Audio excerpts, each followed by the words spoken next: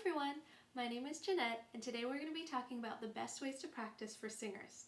The first thing we need to think about is where we're going to practice. We need to have a space where we can move around a little bit so we can stretch, move our bodies.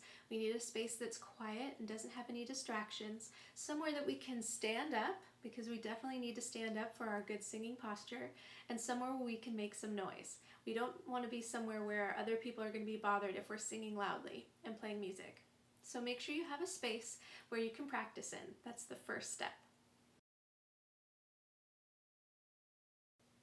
The first thing I like to do when I'm getting ready to practice is to stretch. Stretch and warm up my body and warm up my voice as well.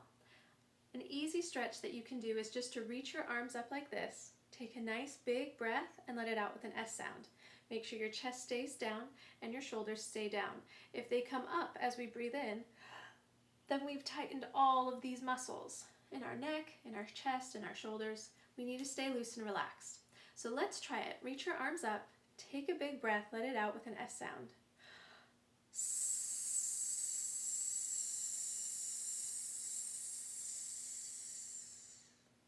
Very good.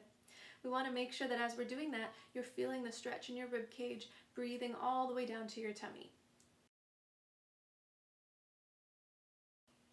After you're finished with your breathing stretches, you can try some other stretches to help loosen up the muscles in your neck and your shoulders.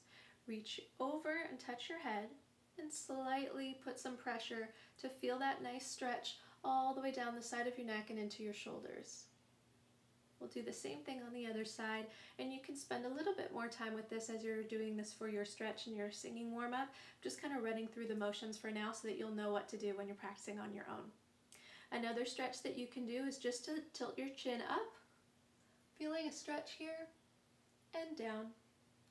You'll feel a stretch in the back of your neck. Up and down. You can also go side to side. All of these things will help stretch and loosen up the muscles here. Another great stretch is to put your hands on your knees and feel your chest lifting up.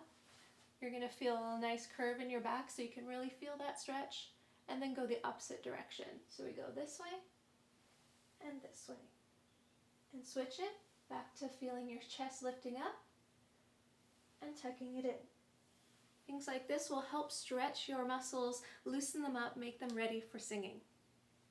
There are lots of other stretches that you could do it for singing as well, but you can find those on your own or practice them with your teacher. These were just a few exercises that you might want to try if you don't have any already. After you finish stretching and warming up your body, you need to warm up your voice as well. You can do some simple scales, taking your voice up and down to warm up your voice and get it ready to sing a song. I have some warm-up videos that I've posted earlier, and I posted the links down in the information section below. So if you'd like to check those out to see some exercises that you could try, just click those links. After we're done warming up our body and warming up our voice, it's time to sing your song. There are a few things that we need to focus on while we practice our song. The first is pitch. We want to make sure that we're singing in tune, singing all of the right notes for our song. The next is tone. The tone is what our voice sounds like. Is it bright? Is it dark? Does it sound soft? Does it sound loud? So those things are our tone that we want to really focus on as well. The last thing we want to work on is the words that we're singing and the emotion that they convey. Let's talk about pitch. Before we start singing a song, we need to know how the melody goes. So we want to listen. I always tell my students to listen first and then try singing along.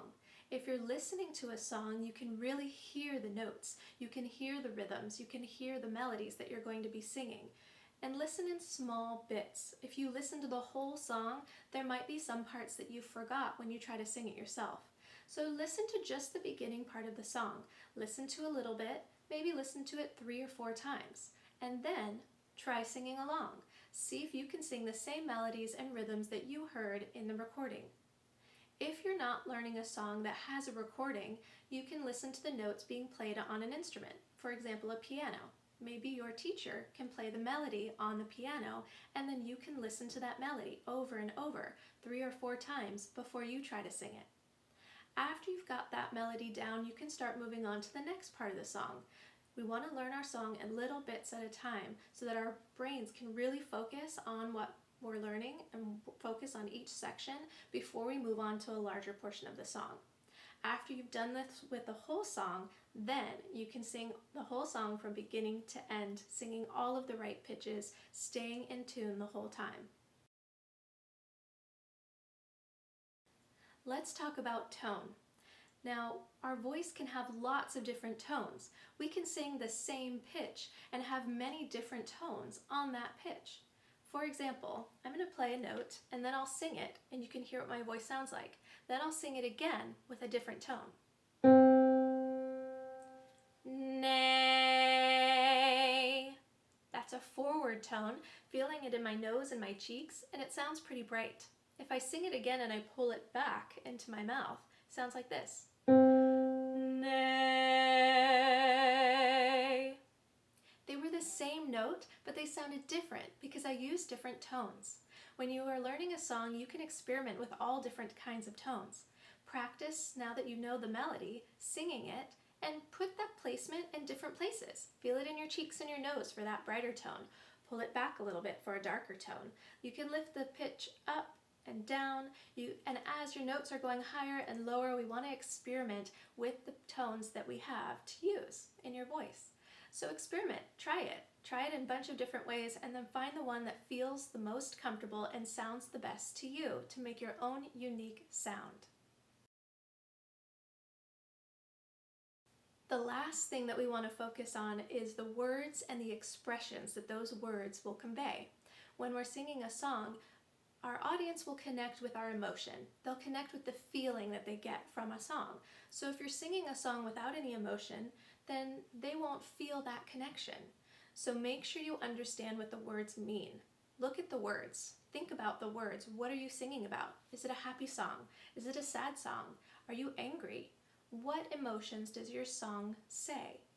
When you're singing the song, try to show those emotions in your facial expressions and the way that you're singing. So that way when someone is listening to you and watching you perform, they can feel the emotions that you feel singing the song inside themselves. And that's how they will really, really connect with your song that you're singing. A couple little tips that I like to use in my practicing is how to memorize something.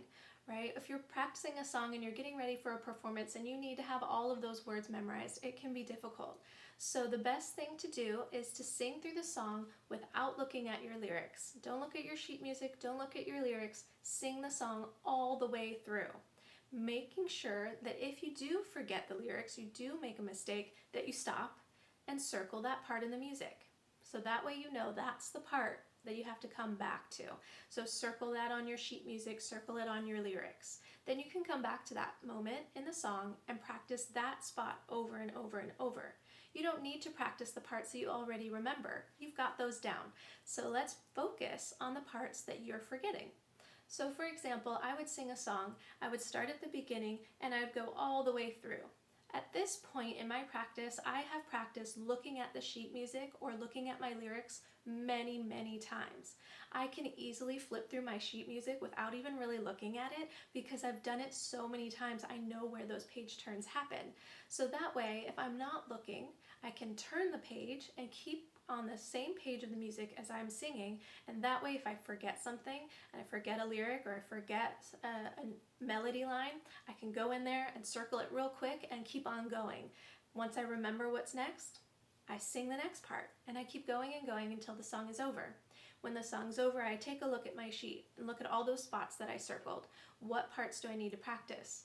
I listen to those parts over and over. I sing along with a vocal over and over, or maybe an instrumental track or some chords as I play on the piano, and I practice that part of the song many, many times. When I feel like I've got it and I know it, I'll put my music track on, or however I'm practicing, and I'll sing that whole song again. If I get to a moment where I forget, again, something that I've already practiced many times, I don't sing through the whole song. I'll stop. I'll think about that moment, I'll practice that moment again, go back to the beginning, and I sing the whole song again until I can do the whole thing without stopping, without any mistakes. If I can do that, I feel like I've made a big accomplishment, and you should feel that way. The problem is if you get to that point and then you stop, you might forget some of the things that you just practiced. So once you get to the point where you can sing through your whole song, you're not forgetting the words, you're not forgetting the melodies, you're not forgetting your rhythms, you're able to sing it with expression, keep practicing. Do it again and again so that it feels natural. You don't have to think about it.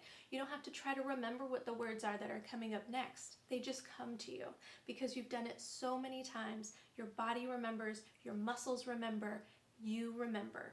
You don't even have to think about it. When you've gotten to that point where you can sing the whole song without even thinking, you can focus more on your emotions, you can focus more on your stage presence, how you're going to move around the stage, focusing on your microphone technique to make sure that the audience can hear you well. Those are things that need attention while you're performing. You don't want to have to put all your attention into remembering the words if you need to be focusing on your performance. So practice, practice, practice. I know it can seem like a lot, and maybe it'll take a long time to learn a song, and that's okay. The more effort you put into it and the hard work that you are putting into your songs will just show the audience how much you care and how much you are putting into your work, into your songs. They will enjoy it so much more, and so will you, because you're going to go on stage feeling ready, feeling confident, and feeling excited to sing for your audience. I know right now we're all at home and we're not able to do any live performances in front of an audience, but we can still perform online. You can perform in a Zoom call, or you can perform by filming yourself and posting it on YouTube or Facebook or whatever platform you'd like. So keep practicing, learn those songs, and then you can perform virtually until we can go back to performing on the stage. I hope you enjoyed our video today of how to practice a song at home, and I hope you practice and work really hard. If you've been practicing and you want to share with me, go ahead and send a comment below, and I'd love to check out your videos of you singing the songs that you practiced. Have a great day, and thanks for watching. Bye!